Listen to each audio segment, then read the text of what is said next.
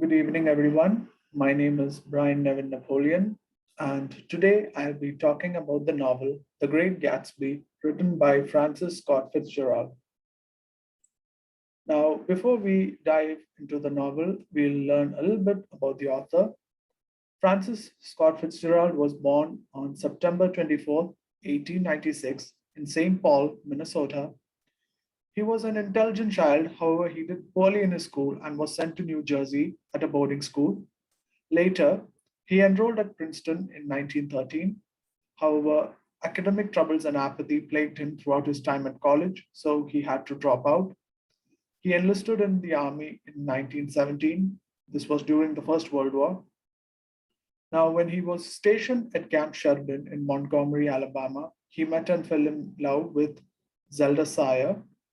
With the publication of his work, The Side of Paradise, in 1920, Fitzgerald became a literary sensation, and most of his work is semi autobiographical. Now, a little bit about his personal life. Fitzgerald was considered the spokesman for his generation. By extension, he and his wife Zelda were incredibly famous during this time. Now, Zelda came from a very aristocratic background, and she wouldn't marry Scott until he published his first book, which in turn put pressure on Scott to continue his success. The couple lived a very lavish lifestyle. They also lived in Europe for a period of time. However, later turmoil became evident in their marriage as both of them suffered from constant stress, as well as both of them suffered from drinking problems and alcoholism. Scott worked continuously to support their lifestyle, and Zelda felt neglected. And in 1932, Zelda was diagnosed as schizophrenic and she had to be moved to a mental institution. She died in a hospital fire in 1948, and today she is seen as a tragic icon. Scott, on the other hand, was he was struggling with his drinking problem, and it left him in poor health. He went to work in Hollywood, which he found degrading, and he died of a massive heart attack in 1940. And it was only after his death did his works started to gain popularity. And today, he is recognized as one of the most influential American writers. Now, about the novel. So, The Great Gatsby is a 1925 novel written by Francis Scott Fitzgerald, and it talks about a cast of characters living in the fictional towns of West Egg and East Egg in Long Island. And the events here happened the summer of 1922. Many critics consider this novel as to be one of the greatest novels Gatsby has ever written. Um and also, this novel talks about the mysterious millionaire Jay Gatsby and his unrealistic passion and obsession to reunite with his ex-lover Daisy Buchanan. And this novel also uh, represents the cultural age that is in the 1920s, which is also known as the Roaring Twenties, and is also a cautionary tale regarding the American dream. Now, before we jump into the story of the novel, we have to understand a few key concepts. That is, the first one is the American dream. Now, what it is, now the American dream is basically the national ethos of the United States. Now, this includes the freedom of opportunity, the equality of opportunity, as well as the prosperity and success of each and every individual. It promotes social mobility no matter whatever the social circumstance a person is faced. You have an equality of opportunity.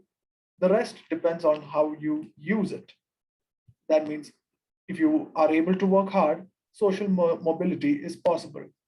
And this idea, the American dream, is enshrined in the US Constitution, the preamble, where it states that to secure the blessings of liberty to ourselves and our posterity. Next is the Jazz Age. So, the Jazz Age is basically a period from the 1920s to the 1930s, in which jazz music as well as dance styles related to it started to gain nationwide popularity in the United States and to a lesser extent around the world. Now, the jazz age, apart from being popular for jazz music, is there are also many cultural repercussions that were felt in the United States. And talking a little bit about its history, it originated in New Orleans as a fusion between African and European music, and it played an important part in the cultural changes that occurred in this period. Now, this age, it often coincides with the Roaring Twenties in the United States, and we'll be talking about that a little bit in a moment. And this was also during the time that prohibition was in place. Now, basically, prohibition is a law or a piece of legislation that stops or prevents the legal production, sale of alcohol. So this is what the 1920s were known for, and it was in fact the American author Francis Scott Fitzgerald who was credited with coining the term the Jazz Age in his 1922 short story collection, The Tales of Jazz Age. Now, the Roaring Twenties. So basically, what the Roaring Twenties is, it describes the decade of 1920s in Western society and Western culture. Now, it was a period of economic prosperity. We see mass production. So this is immediately after the First World War. So there was mass production, new consumerism. There were development of automobiles, telephones, movies, radios. Aviation was a booming business during this time, and nationwide, people start to experience economic growth. This was all driven by a huge consumer demand as well. And there were changes to lifestyle. Now, this was also the time when celebrity culture started to take the form that we know as it is today. And this period, the Roaring Twenties, is often described as the period where we had a break with tradition and we started moving into modernity. Now, the character list of the Great Gatsby. Now, first we have Nick Carraway, the narrator of the novel. He moves from the Midwest to New York to learn the bond business. Jay Gatsby lives next to Nick in a mansion. He throws huge parties, completed with catered food, open bars, orchestras. People from everywhere attend these parties, but no one seems to know much about the host. Daisy Buchanan, who was a shallow girl, is the embodiment of Gatsby's dreams. John Buchanan is the husband of Daisy, a cruel man who lived life irresponsibly. And Jordan Baker, a cynical and coincited woman who cheats in golf, wants Nick to go out with her. And finally, we have Myrtle Wilson, the woman whom Tom has an affair with and abandons when he becomes uninterested in her. So finally, we'll get into the novel. So The Great Gatsby is a portrait of American society during the 1920s. It features Jay Gatsby, who's a person who went from rags to riches, only to find out that his newfound wealth does not afford him the privileges of those born into the upper class.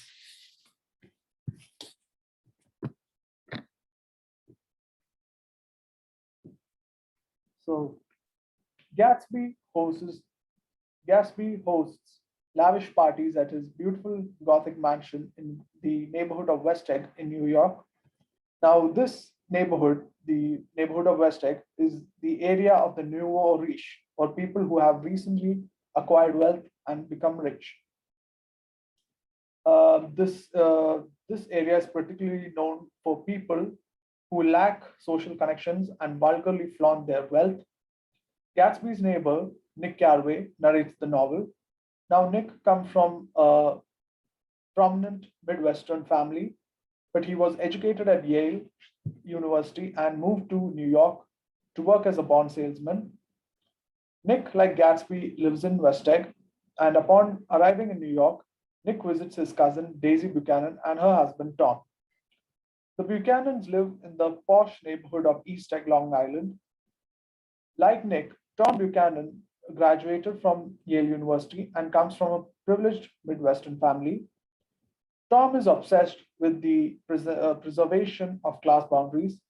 Daisy, in contrast, is a ghost like young woman dealing with a sophisticated kind of boredom. While there, Nick meets Jordan Baker, a golf professional and a socialite. The two later become romantically involved. Jordan tells Nick that Tom is having an affair with a woman named Myrtle Wilson.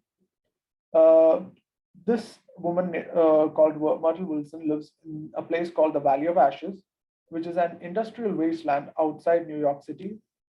Later that night, Nick's, Nick goes to his home at West Egg, where he sees Gatsby standing in his backyard, gazing at a mysterious green light across the bay.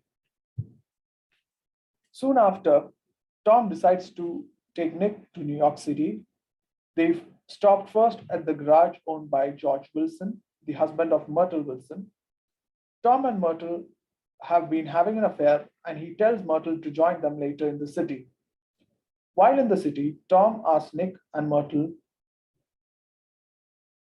While in the city, Tom takes Nick and Myrtle to his apartment in the Morningside Heights, where he maintains. Uh,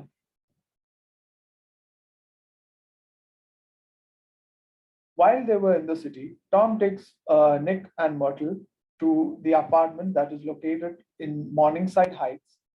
This is where uh, the affair takes place. Now, they were having a party over there, and the more Myrtle drinks, the more aggressive she becomes.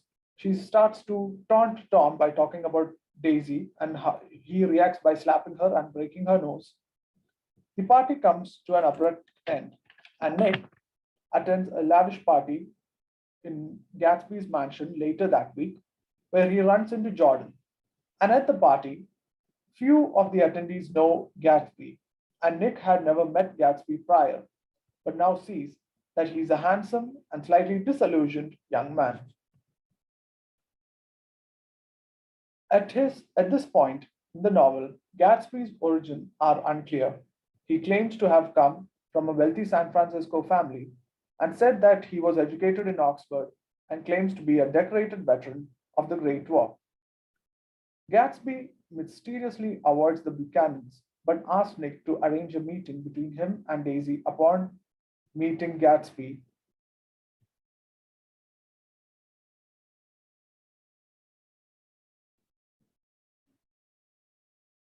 Upon their meeting, Gatsby gives Daisy a tour of his mansion, desperately exhibiting his wealth. They both began an affair. Jordan later explains to Nick that Gatsby first fell in love with Daisy in Louisville before the war. Eventually, Nick learned the true story of Gatsby's past. He was born as James Gatz in North Dakota, but legally changed his name in while he was 17. The gold baron and voyager Dan Cody served as Gatsby's mentor until his death. The baron introduced Gatsby to the world of wealth, power, and privilege. For Tom, however, Gatsby was part of the nouveau riche, who passes as a danger to the old order of aristocrats. When Tom accompanies Daisy to Gatsby's party, he acts very rudely. Nick realizes that Gatsby wants Daisy to renounce Tom and her marriage to him. Meanwhile, Daisy invites Gatsby, Nick, and Jordan to lunch at her house in an attempt to make Tom jealous and to take revenge because of his affair with Myrtle. Daisy tells Gatsby that she loves him, while Tom is within earshot. Tom becomes furious and he forces the group to drive into the city. There, at a suite at the Plaza Hotel, Tom and Gatsby have a bitter confrontation with each other. Tom denounces Gatsby for his low birth and tells Daisy that Gatsby acquired his wealth through illegal means. Daisy's true allegiance is to Tom, and when Gatsby begs her to say that she does not love her husband, she refuses. Tom permits Gatsby to drive Daisy back to East Egg. Gatsby allows Daisy to drive his car. While passing through George's garage, Daisy accidentally turns Gatsby's car to avoid another car. In the meantime, killing Myrtle, and Myrtle died in the spot instantly. George, driven mad by the death of his wife, is on the search to find her killer. Tom tells him that Gatsby was the one driving the car that day. He later shoots Gatsby before committing suicide. After the murder, the Buchanans leave town, and Nick is left to organize Gatsby's funeral. Very few people attend Gatsby's funeral. Among the group includes Gatsby's father, Henry Gatz.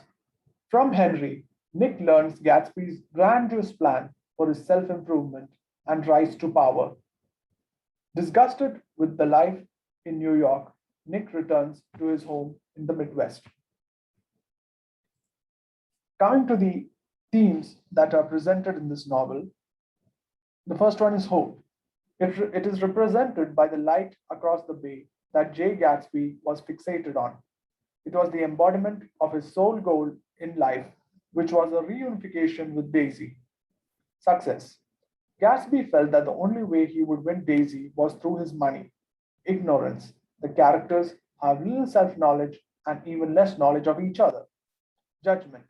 Nick misinterprets the advice of his father and tries not to judge people. And finally, disillusionment. Gatsby dreams of getting back together with Daisy, even though she is married and has a daughter. Some more themes that are dealt with include morals. The morals of people with great wealth seem to be less than desirable, but many times are more socially acceptable than lower classes. Effect of wealth. Wealth is depicted as selfish and shallow, and carelessness. Accidents don't understand that actions have consequences. Now, some of the moral lessons that we can learn from this novel is that money cannot buy happiness. You cannot relive the past. If dreams are too fantastic and reality cannot keep up with ideas, they are usually not fulfilled. Life is paradoxical. Aspects and attitudes seem to contradict. So that's it for now, and we'll meet later. Thank you.